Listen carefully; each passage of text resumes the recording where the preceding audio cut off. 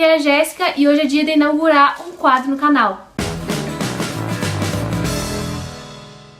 Eu resolvi então fazer esse novo formato de vídeo que se chama 2 em 1, mas pode ser também 3 em 1, de vez em quando vai ser, que é pra falar de mais livros num vídeo só, assim me poupa de fazer um monte de resenhas separadas e também une alguns temas, como é o caso do vídeo de hoje, que eu vou falar de 2 livros enviados pela tag Experiências Literárias. Resolvi juntar então esses dois, que são os últimos que eu li enviados pelo clube, e um deles é o livro de julho, que é As Últimas Testemunhas, que veio nessa luva super bonitona. É um livro da Svetlana Alexievich. E o outro livro é A Promessa e a Pane, do Friedrich Dürrenmatt. Então, esse aqui foi enviado como edição comemorativa de aniversário da tag, no mês de julho, quando o clube fez 4 anos. E esse aqui enviado no mês de agosto. Eu vou falar primeiro, então, do livro da Svetlana Alexievich, mas eu vou aproveitar para mostrar também um pouquinho do kit, que estava realmente muito especial. Aqui, contra a luz, dá pra ver essa imagem que veio na própria luva, né, dos dois lados. Os livros da tag vêm sempre então nessa luvinha, e o kit é composto pelo livro e por uma revistinha que vem com textos de apoio. E foi um livro que eu gostei bastante da experiência de leitura, mas que não tem como gostar, assim, se apaixonar pela história, porque é uma história muito pesada. Eu tinha lido um livro da Svetlana no começo do ano, que foi A Guerra Não Tem Rosto de Mulher, e eu já fiz resenha sobre ele, vou deixar linkado aqui no card caso vocês tenham interesse em assistir. E depois que eu fiz aquela leitura, eu disse pra mim mesma que não queria ler outro livro da Svetlana ainda em 2018, porque é realmente muito pesado. Os temas que ela trata aqui são coisas que remexem na alma da gente, são coisas cruéis demais, e tem um fator agravante que é o do fato real, né? São coisas que realmente aconteceram no mundo fora do texto, e isso torna tudo muito mais grave e muito mais penoso de se entrar em contato. Então, nas últimas testemunhas, a Svetlana recolheu relatos de pessoas que eram crianças na época da Segunda Guerra Mundial, quando a Alemanha invadiu a Rússia. E aí a gente vai ter pequenos fragmentos desses relatos. Às vezes os fragmentos têm meia página e às vezes tem até 4 páginas. Depende muito da pessoa, de como a pessoa lida com aquela memória que ela tem da guerra, mas todos eles, de alguma forma, fazem um retrato muito fiel do que foi aquela vivência que eles tiveram. É um livro que vai falar de como eles lidavam com a fome e com a morte diariamente. Teve gente que passou por, além do cotidiano normal da guerra, por um cerco de Leningrado, por exemplo, que foi uma coisa que durou quase 3 anos e que deixou a cidade isolada e não tinha mais forma nenhuma deles comerem. Isso fez com que algumas pessoas comessem até mesmo papel de parede, ou então que se fervesse os cintos das pessoas, porque aquele cinto fervido deixava na água um gostinho que lembrava o gosto da carne que eles não viam há muito tempo. Então, assim, é uma coisa que mostra um lado do ser humano que a gente não quer ver, né, que a gente não gosta de ver, que não é agradável de modo algum, mas que a gente sabe que existe, né, e que a qualquer momento pode se repetir. Na real, isso acontece em outros lugares do mundo, claro que com uma proporção menor, como por exemplo a Guerra da Síria, mas aqui foi em nível extraordinário. Eram milhares e milhares e milhares de pessoas mortas e milhares de crianças perdendo todos os seus familiares por causa dessa guerra. Então,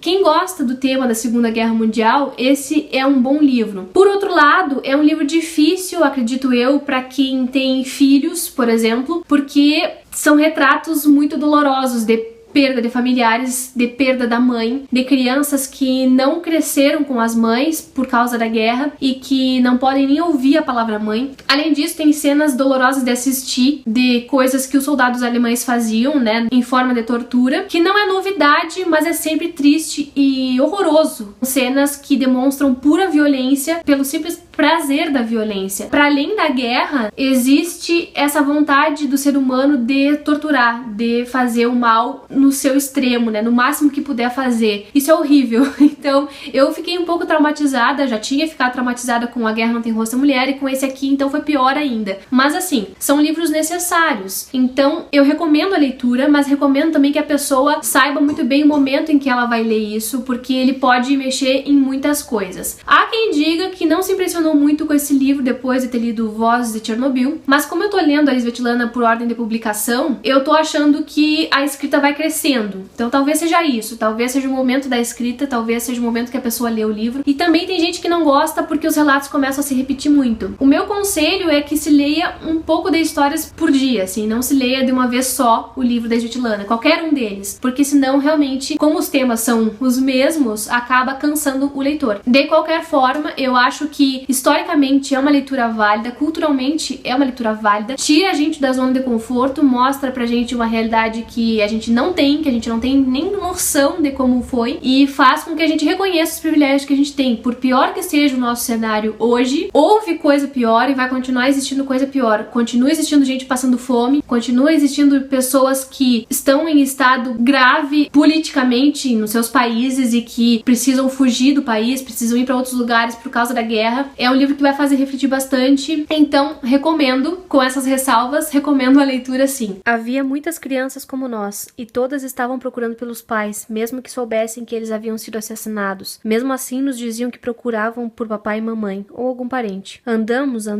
Em alguma aldeia, numa cata, tinha uma janela aberta, e lá, pelo visto, haviam assado umas tortas de batata fazia pouco tempo. E quando nos aproximamos, meu irmão sentiu o cheiro daquelas tortas e perdeu a consciência. Entrei na cata, queria pedir um pedacinho pro meu irmão porque ele não se levantava. E eu não conseguia levantá-lo, não tinha forças. Não achei ninguém na cata, mas não resisti e peguei um pedacinho de uma torta. Nos sentamos e esperamos os donos da casa para não acharem que tínhamos roubado. Chegou a dona, ela morava sozinha. Não nos deixou ir embora, disse: agora vocês serão meus filhos. Quando ela disse isso, ali mesmo eu e meu irmão adormecemos, de tanto que nos sentimos bem. Tinha aparecido uma casa para nós. O que ficou comigo da guerra? Não entendo que são pessoas desconhecidas, porque eu e meu irmão crescemos entre pessoas desconhecidas. Pessoas desconhecidas nos salvaram. Mas como elas seriam desconhecidas para mim? Todas as pessoas estão ligadas. Vivo com esse sentimento, mesmo que muitas vezes me decepcione. A vida em tempo de paz é diferente. Foi uma experiência bastante válida, apesar de dolorida, e eu acho que mais pessoas podem gostar de fazer isso também, de passar por esse livro. O mimo que veio no mês de julho foram marcadores magnéticos com vencedores do Prêmio Nobel, então eu nem tirei do plástico ainda, mas tem aqui a Svetlana Alexievich, o Saramago, a Toni Morrison e o Gabriel Garcia Marques. E veio também uma coisa extra que foi esse diário de leitura. É um diário muito bonitinho, cheio de espaços para preencher coisas sobre as suas leituras atuais, também tem alguns desafios literários. Foi um mimo que fez muita gente assinar a tag naquele mês. E agora então eu vou comentar sobre o livro de agosto que eu li no comecinho do mês de setembro. Ele veio nessa luva amarelona toda diferente aqui,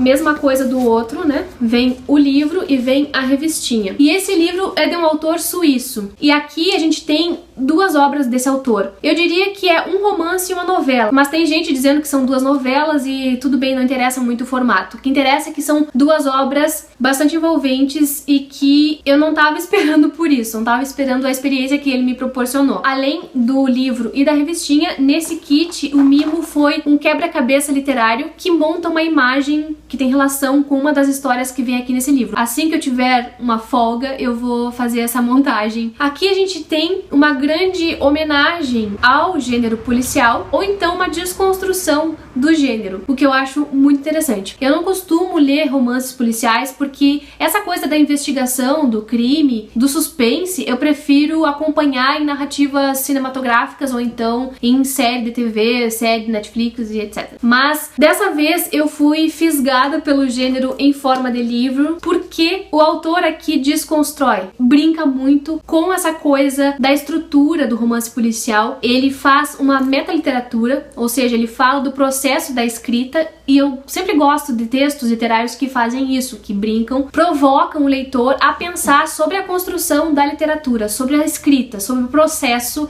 que faz com que a obra chegue até nós. Então aqui a gente começa a história da promessa com um escritor de romances policiais que vai fazer uma palestra numa cidadezinha pequena, e ele tá muito entediado com aquela palestra, as pessoas também se entediam muito durante a palestra, e no final ele vai para um bar do hotel e lá ele encontra um cara que vai puxar assunto com ele. Ele tava na palestra e vai puxar assunto com esse escritor, dizendo que, na verdade, ele acha uma palhaçada esse negócio de escrever romances policiais, e ele vai explicar por que ele acha isso tão ridículo. No dia seguinte, depois da conversa deles no bar, ele resolve levá-lo até uma outra cidade que ele tem que ir, e durante a viagem é que eles conversam sobre a construção dos romances policiais. E esse cara que puxa esse assunto, ele era chefe de polícia e no momento tá aposentado. E ele fala então todos os motivos que levam a desgostar dos romances policiais, porque basicamente todos eles têm a mesma estrutura e sempre é tudo muito prontinho, e na vida real não é bem assim que acontece as investigações, não é bem assim que acontece o desfecho de todos os crimes que chegam até a polícia. Vocês constroem ações de um jeito lógico e ele segue como um jogo de xadrez. Aqui o criminoso, aqui a vítima, aqui o cúmplice, aqui o beneficiário. Basta que o detetive conheça as regras e refaça os movimentos. Logo ele terá posto o criminoso em xeque, ajudado a justiça a triunfar. Essa ficção me deixa furioso. Apenas em parte se lida com a realidade através da lógica. Vocês, da escrita, não se preocupam com isso, não tentam lidar com uma realidade que vive escapando entre os dedos, mas montam um mundo que é administrável. Esse mundo talvez seja perfeito, possível, mas é uma mentira. É preciso deixar a perfeição pra lá se quiserem continuar com as coisas, com a realidade, como é adequado para os homens, ou vão ficar aí sentados, ocupados com seus exercícios inúteis de estilo. Então ele vai falar de um caso específico que era o do investigador